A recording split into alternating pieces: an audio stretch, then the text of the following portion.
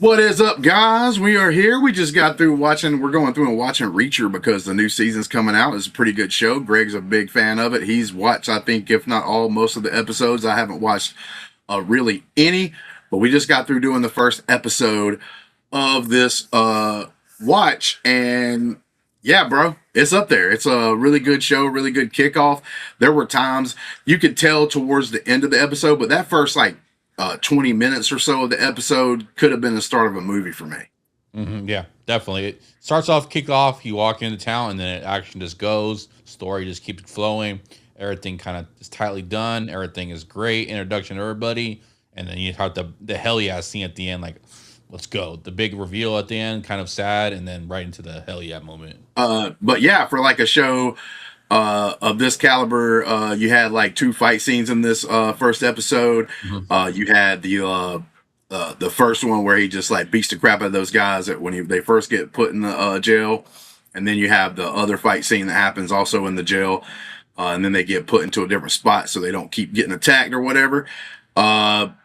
Bro, that first one was funny as hell to me. You know, he's taking home dude's shoes and glasses and everything else. That little punk was giving them out, and then home dude gets off the bunk. And they said you got to count to three, and that dude's still trying to talk to him, and he's just ignoring him, counting to three, and then just starts beating this one. He beat the shit out of that guy. They had to carry his friend on out the cell. And then the fight scene in the shower area was pretty good as well. So it even had like the good action. But my favorite part was, I think, if you look at the main three characters so far, which would be Roscoe, Pete Coltrane, Reacher himself, and then the detective, the lead guy there. What would he be? The sheriff, maybe, or whatever. Finley. Yeah. All really good. I thought that they were all done really well as far as that goes. So casting, I thought was pretty good, at least for the acting first in that first episode. Nah, definitely. You saw a bit of everybody's personality. Everybody held their own in the scene. Everybody was stern when they needed to be stern. Everybody had their weak points when they needed to have their weak points. You saw everybody struggle with a little bit of something. Maybe Roscoe was the one that didn't really struggle with much, but she had her own things. She had to focus on a little bit of other, business going on. But yeah, man, it was great casting. I enjoyed the cast, the banter, everything was on point. Even though I live near in the New England area now, like I grew up in the South, the South. So like one thing I did appreciate about this first episode, it made me feel like you was back home. It did look like a small community, a small town in the South. The characters and what they have and stuff like that. The thing about the South is it's so mixed together. A lot of people don't realize that, especially in some of the small towns. I mean, I lived in a town, for instance, that was like 100,000 population, which was kind of big for the area. But like population wise, as far as like white to black separation was like 60 to 40. So this show made me feel like I was back home, because it was like, oh yeah, like, so this guy Finley, he's done what he's done. He's got his spot. He earned his spot, and then you had like going into the barbershop, and you had the old black gentleman there that was doing the barbershop. I thought he was kind of a cool guy too. Another thing that got me was, and I brought it up during our watch that we were just doing, our live reaction, was when the truck pulled up, I figured, obviously one of them was going to be really stupid, young dude. And I thought both of them were kind of be the same, but I thought one of them would be a little more, intelligent, like not super dumb or whatever. But it turns out he's the one person in this entire episode that's able to like combat Reacher with just like words, right? He didn't try to do nothing stupid like attack him or fight him or any of this bullshit. He actually read up, found some information, and used it against him. Like, hey, dog, I know more about you than even the cops do right now. Situation, because actually he did. He knew more about Reacher than the cops do.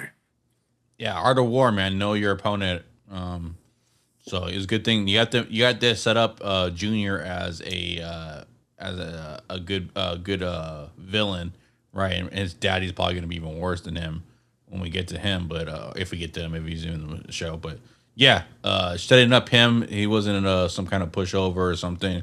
You always gotta have a good guy. I remember like in Walking Tall, his friend who ended up being the owner of the town or whatever, he was a good villain. You just gotta set these guys up correctly, and so him having some kind of power and banter to go against Reacher, you're not gonna beat Reacher, overpowering him unless you have a whole a whole army of people going or guns. So if you're gonna step up to him, you're gonna have confidence, and the confidence was that he had something in his back pocket and he knew something Yep. about Reacher. Yeah, that was cool. And then we had the reveal that it's actually his brother that got killed. So, like, Oh yeah, me thinking about in a normal show, in a normal setting, a show like this, it'd be on TV or whatever, is like, I would have been like, okay, obviously he knew something about the person that got killed at the very beginning of the episode. To me, that was obvious going into it. And then I was like, wait, like when he's talking to the cop after he actually admits that that's his brother, he's talking to Finley and he's like walking away. I'm like, wait 1 second. Like, so he didn't know anything? And then he kind of says like, well, I guess his brother was leaving him breadcrumbs, like that he might need his help by telling him about the blind guy, Blind Blake.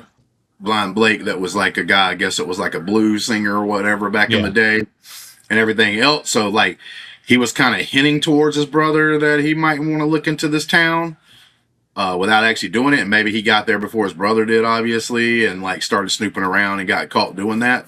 So that's what it looks like. But like I said, I've never seen the show, so I don't know what exactly 100% happens. I just know his brother's dead. But yeah, whenever you first watched this, was that like a big deal to you? Like, did you catch on that? Like, I didn't know it was his brother, but I figured there's a reason why he's here when this guy gets killed. There's some kind of connection. Yeah, it's hard to believe that Blind Blake. He kept reiterating Blind Blake, and you're like, is really they're gonna leave that as the reason why he's here? Like, okay, I can understand he stays because he needs his moral. He's a moral compass. He's a do the right thing kind of guy. He's the type of guy that's gonna run into a building and save people. So he would eventually stay if there was crime going on. I could see that. But the reason he fell upon this town is really going to be Blind Blake, and then it turns out that they lead into his brother dying, and then maybe him mentioning, something like a little clue that he needs to come over this way and see something. Definitely now it hits home. There's a reason why he's here. There's an emotional pull for him to stay and figure out everything, and so it makes the show even more better. Like I would accept it just because I'm not one of those people that has to have all the logic, all has to make sense, and all these things.